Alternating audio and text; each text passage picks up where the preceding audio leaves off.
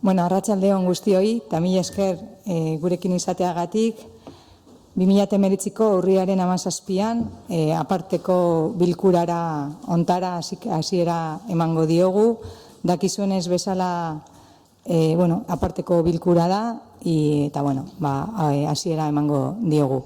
Bienvenidas y bienvenidos a todos al pleno del 17 de octubre del 2019, que se trata de una sesión extraordinaria y pues vamos a dar comienzo a ella.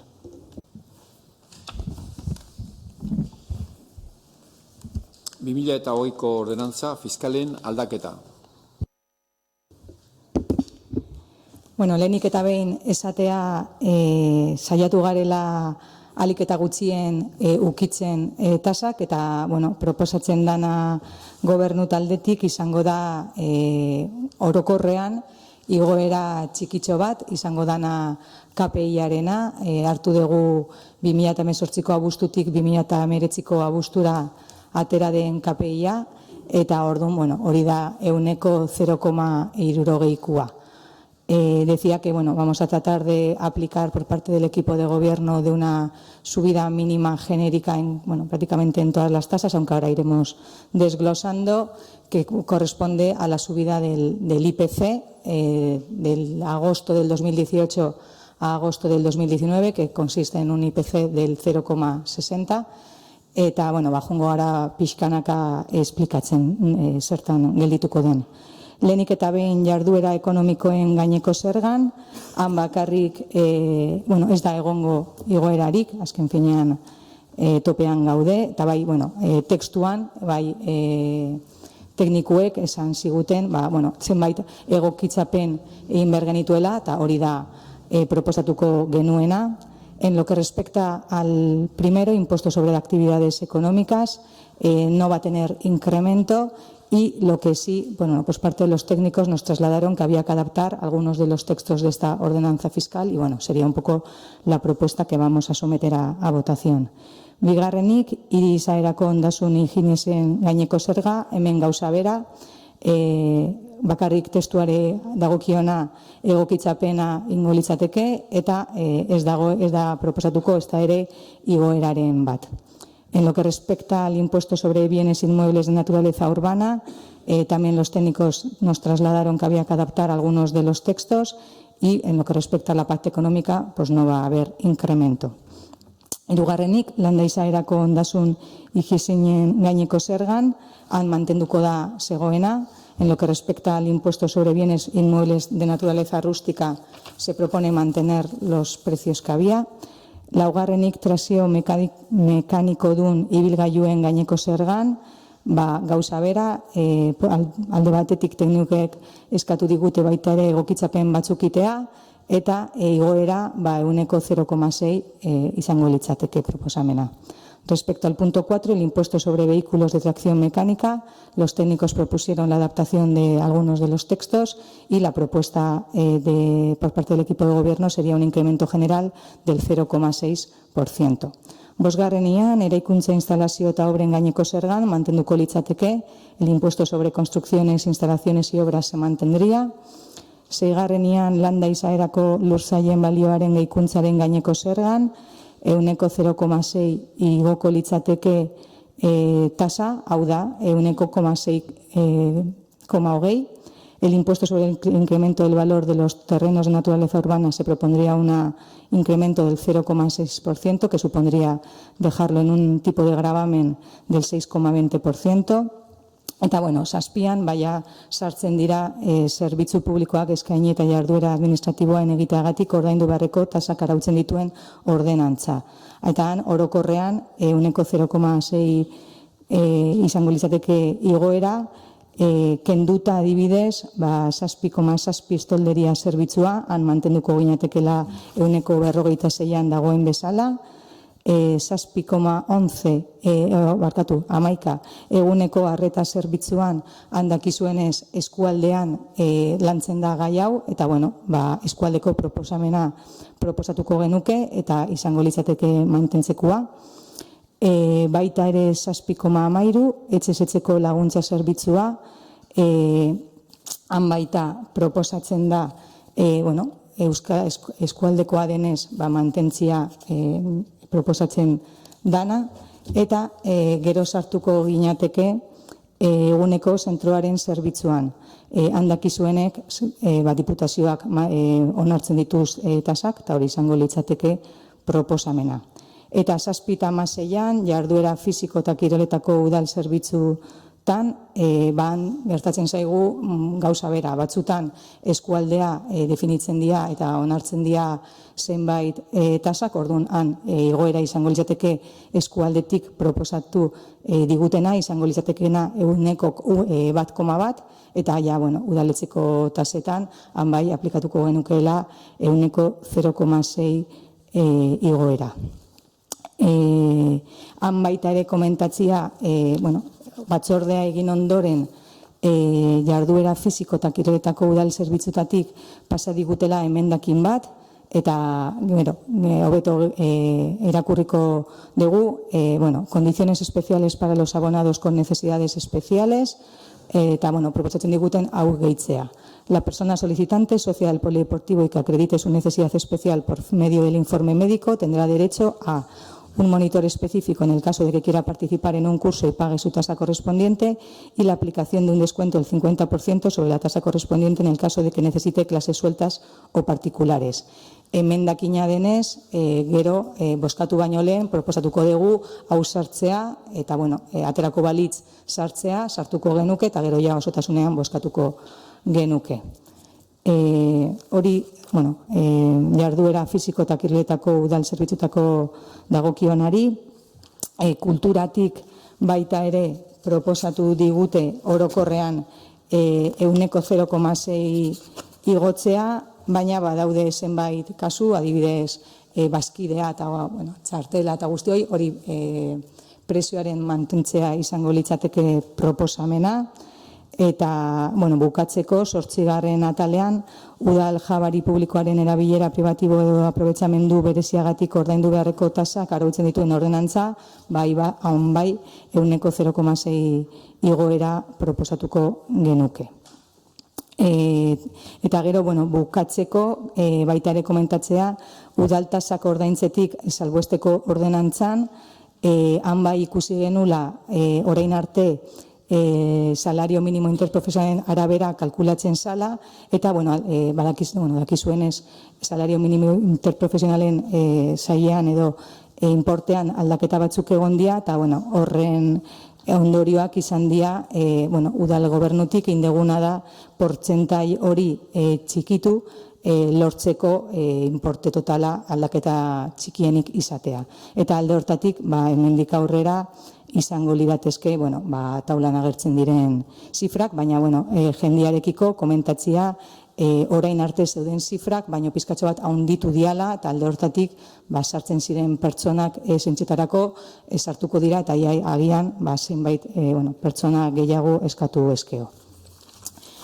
Comentábamos que con respecto al apartado 7 de la Ordenanza Reguladora de Tasas por Prestación de Servicios Públicos y Realización de Actividades Administrativas, en general la propuesta va a ser un incremento del 0,6%, y vamos a señalar solamente aquellos a los que no afectaría dicha subida, que serían, por un lado, el apartado 7.7, servicio de alcantarillado, en el cual se va a mantener el porcentaje del 46%, el 7,11 el centro de atención diurna, porque como se sabe esto viene determinado por la comarca, y en ese sentido también se mantendrían los precios marcados por la comarca, lo mismo que nos ocurre con la asistencia domiciliaria, que también se especifica a nivel comarcal.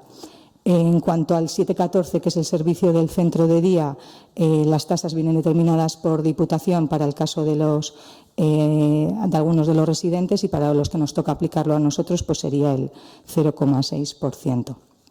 Y en cuanto al tema de la actividad física y deporte, Aquí también nos ocurre que hay algunas de las tasas que vienen definidas por la comarca y en ese sentido aplicaremos el incremento que se decidió en la comarca, que va a ser del 1,1%, y en las que respecta al ayuntamiento pues sería el 0,6% indicado. Y bueno, como he leído anteriormente, una vez realizada la comisión, por parte del Departamento de Actividad Física y Deporte se propuso una enmienda que, bueno, como antes ya la he leído, no la vamos a volver a leer. Entonces, lo que sí es importante es decir que primeramente someteremos a votación incluir esta enmienda en el total de las tasas y si fuera aceptada su inclusión, luego ya votaríamos de una sola vez todas las tasas, ¿de acuerdo?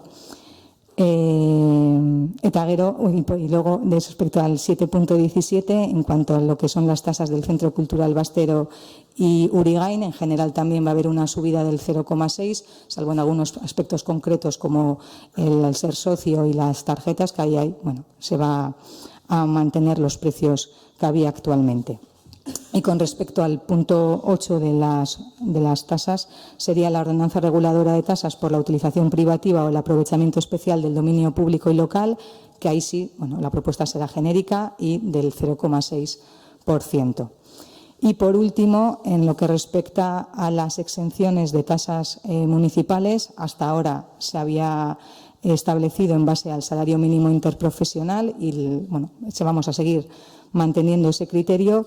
Lo único que vamos a tocar un poco los porcentajes por los cuales, es una fórmula por la cual se multiplica un porcentaje y se aplica el salario mínimo interprofesional, y viendo que había subido el importe del salario mínimo interprofesional, lo que se ha hecho ha sido bajar un poco los porcentajes de manera que el coste, el importe total de cara a las familias vaya a ser incluso un poquito mayor que lo que venía siendo hasta ahora, de manera que todas las personas que hasta ahora se han acogido a estas exenciones pues puedan seguir acogiéndose y incluso se pueda dar el caso de que alguna persona más pueda acceder a ellas.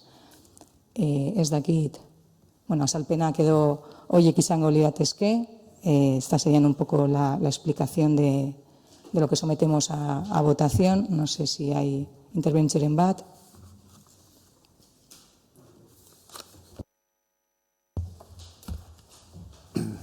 Atxalde hondenei. Ordenantza fiskalak datoz gaur udalbatzako eztabaidara eta onarpenera. Gai garrantzitsua. Alde batetik, udal politika publikoak egin ahal izateko udalak dituen diru sarreren parte garrantzitsu bat direlako. Eta bestetik, herritarrek zerbitzu ezberdinengatik ordaindu behar dutena erabakitzen dugulako. Beraz, lehen esan bezala, gai garrantzitsua. Ordenantza fiskalen proposamen kontinuista bat dela esan genezake. KPI-aren arabera kalkulatu den igoera bat proposatzen duzue, 0,6koa kasu honetan. Aldaketaren bat sartu bada ere, logikoa dena, urtero sartzen direlako aldaketak, ordenantza fiskalen egitura osoa errespetatu du udal gobernu berriak. Bai ordaindu beharrekoa, bai obarien politika eta baita salbuespenak emateko garaian ere. Ondorioz, pozez hartzen dugu proposamena hainbat arrazoiengatik. Lehenengoa, igoera bat proposatzea logikoa da, eta 0,6ko igoera onargarria iruditzen zaigu. Krisi ekonomiko berri baten hotsak entzuten dira, eta horrek kezkatzen gaitu. Andoaindar asko dira, aurreko krisialdiaren ondorioak pairatzen dituztenak gaur-gaurkoz, eta aurrerantzean arazo berriak ez egotea lehentasunezkoa da guretzat. Bigarrena, obarien sistema errespetatzen da. Honek ere poztu egiten gaitu, baina pixka bat harritu ere bai. Hondakinen gaian adibidez, aurreko agintaldian, oso kritikatua izan zelako eta orduko udal gobernuako obari hauek proposatzean, udalbatza honetan, besteak beste, politikarik edabien bezalako esaldiak entzun zirelako. Zorionez, birziklapena sustatzeko neurri gisa, proposatuta zegoen pizgarria gutxietsi nahi izateak, ez zuen bere eraginkortasunak amustu. Hori mantenduta beraz, sistema baliagarria dela onartzen dugu guztiok orain. Berdin gertatzen da urarekin, uraren faktura merketzeko izan ziren eztabaidak. Iaz, erdibideko proposamen bat adostu zen, baina hasierako zuen asmoa merketu zena baino gehiago merketzea bazen, zergatik ez duzu oraingoan proposatu? Badirudi, talde batzuk jokamolde bat dutela oposizioan eta beste bat gobernuan. Salbuespenak eskuratzeko sistema ere errespetatzen da. Gai honetan, aitortu behar dugu, kezka handiarekin bizi izan genuela udal gobernuak aurkeztu zuen lehen zirriborroa. Salbuespenak lortzeko aurretik erabiltzen zen sistema ordezkatzeko asmoa azaldu zenuten, eta hain beharrezkoak diren diru laguntza horiek eskuratzeko baldintzak gogortzekoa. Ez gara, neurria hobea zen edo ez eztabaidan hasiko.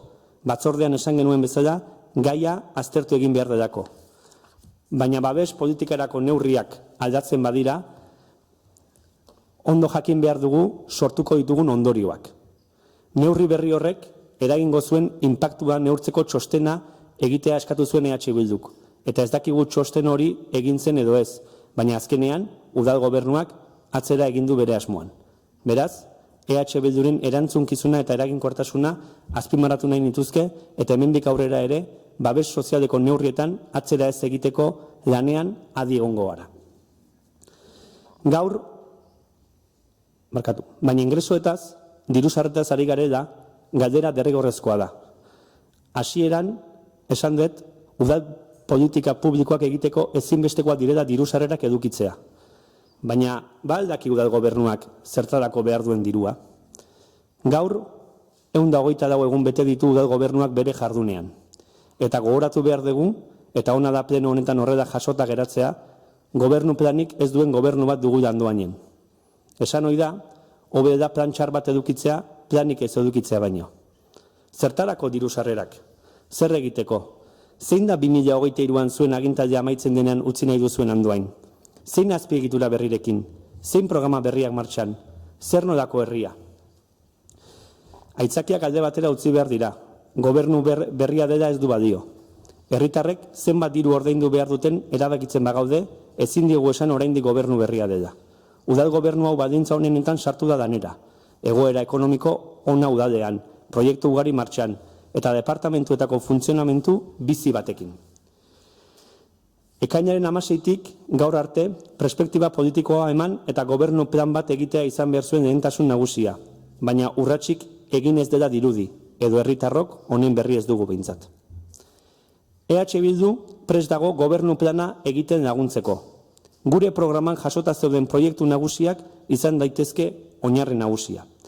Kiroldegiko bigarrengo pista estadia, liburutegi berria, emakumeen etxea, autokarabanagunea, Irigoien azpiko erekineko hotela, mugikortasun eta irisgarritasun plana eta bar. Eta gure programan aurkeztu genituen 75 neurri zehatz baino gehiago, besteak beste, ur horiteria, saneamendu konponketak eta martxan dauden garapen urbanistikoen ejekuzioa.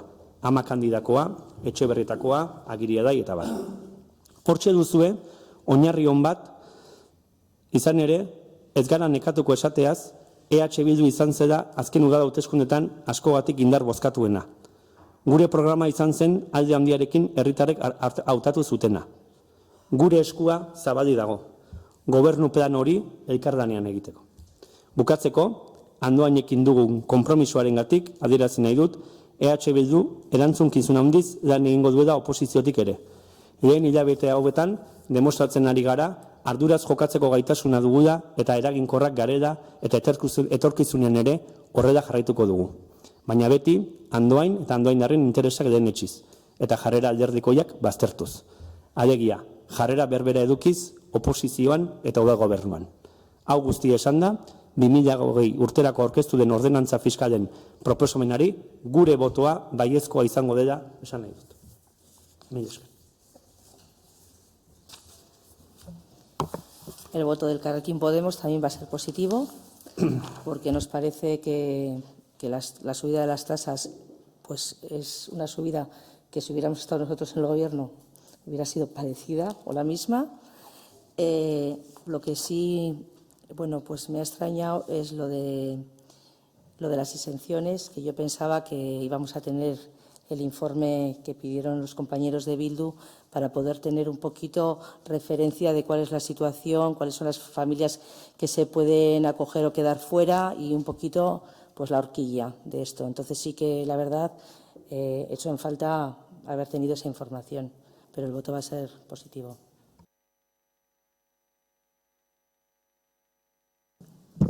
Bueno, gu gure aldetik bakarrik aipatu gu ere alderdi bezala erantzunkizunez jokatzen dugula, ez dugula inongo arazorik, bai aipatu dezute obarietan eta zaborretan eta uraren tasetan, harritu dizuela ez aldatu izana, gure asmoa da azterketa sakon eta orokor bat egitea. Ez dazkagu zenbakiak, ez dakigu oraindik zehatz mehatz edukinontzi grisa ezarri zenetik zenbakiak nondik nora doa zen, eta, azterketa sakon hori egiten degunean eta uraren hainbat obra egiten ditugunean, EH Bilduk aurreko legealdian egin ez dituena, guzti horrekin, datorren urteari begira, azterketa sakona egingo dugu, esan bezala, eta ez dakigu, proposamena berdina izango dan edo aldatu egingo dan, baina ikusiko dugu.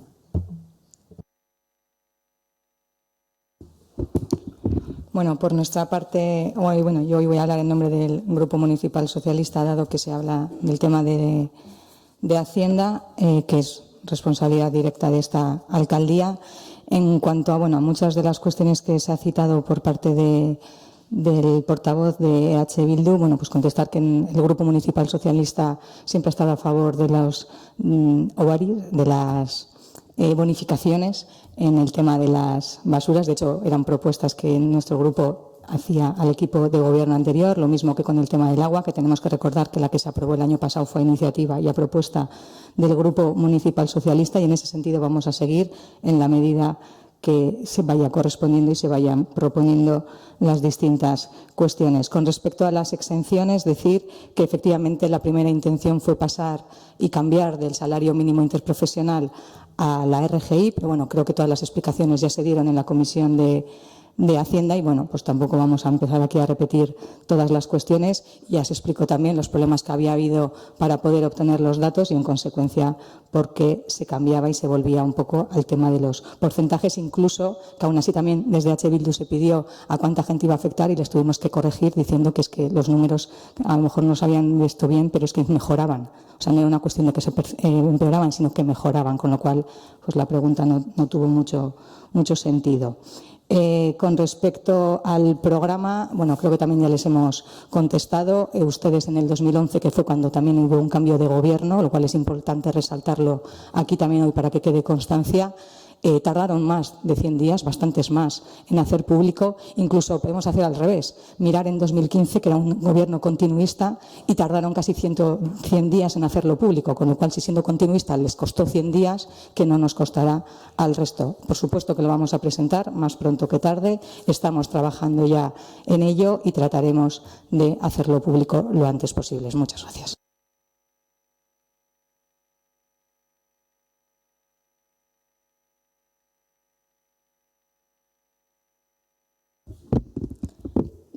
Bai, eske horregatik pentsatzen. Etengabe juten gea atzea 2011ara, ni gauza desan nahi dut. 2019an hauteskundeak irabazte ditugunean, zuen argumentua da, herriak aldaketa eskatzen du, EH Bilduren plana ez da herri honek behar duena, gu badaukagu beste plan bat, eta horregatikan hartzen dugu alkatetza eta kentzen dizuegu alkatetza. Hoi izan zian hitzak. Eta gaude urrian eta ez daukagu planik. Ez guk eta ez herritarrek. Hoi egia esaten. Eta uste dut, Andoaingo herritarrentzako urrengo 4 urtetan alkatetza bat kendu danean, guk plana bageneukanean, eskatzea, zein izango da 4 urtako plana, ez dut uste asko eskatzea danik. Eta gu gaur, aigea, esaten duen bezala, tasak onartuta, arduraz eta erantzunkizunez jokatzen. Eta gure, hori izango da gure jarrera. Baina, ez dugu aztu bihar, maiatzean, alkatetzak kendu zen dutela, esanez, plan hobeagoa zen dutela, edo beste egitasmoa zen dutela. Hori esan dugu.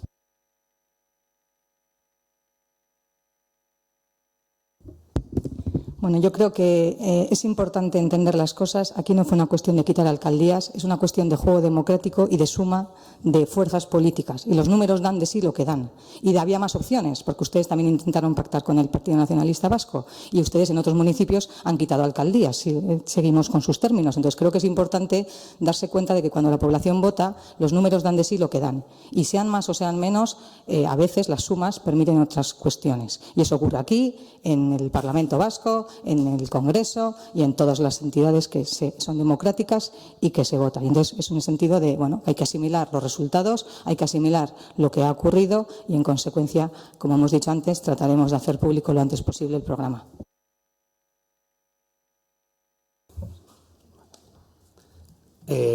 Guk ez dugu inoiz zalantzan jarri zuek egin zenutena legezkoa ez danik. Osea, ez dut uste gure ahotik inoiz eta gaina egun hortako lehenengo eguneko interventzion oso argi utzi genuen. Esaten egiana da, gu kentzeko edo zuen zenbakia batzeko esan zenutena izan zela Andoainek aldaketa behartzula eta behartzula beste programa bat. Bildurena etzen beste programa bat. Eta gu esaten egiana da urrian gaudela eta ez dakagula programik. Hoxe, guk ez dugu esan dugu beti onartu dugu legezkoa dela. Bueno, yo creo que por ir cerrando ya no vamos a volver a repetir las cosas, pero sí insistir en que, bueno, antes de criticar, mírense al espejo, que ustedes tampoco presentaban el programa y como vuelven a insistir en el programa, en sus legislaturas anteriores tampoco lo hicieron en estos plazos. Pero bueno, orduan, emendakina bozkatzera pasako dugu? Bai, aldekoak?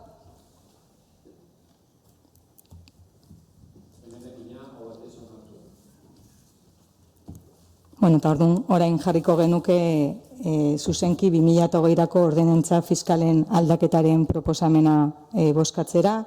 Someteríamos a votación, incluida ya la enmienda propuesta por el área de deporte, actividades físicas y deporte, y someteríamos la totalidad de la modificación de ordenanzas fiscales para el 2020 a votación.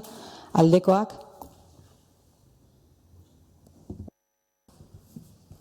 Proposamena aho batez onartu egin da.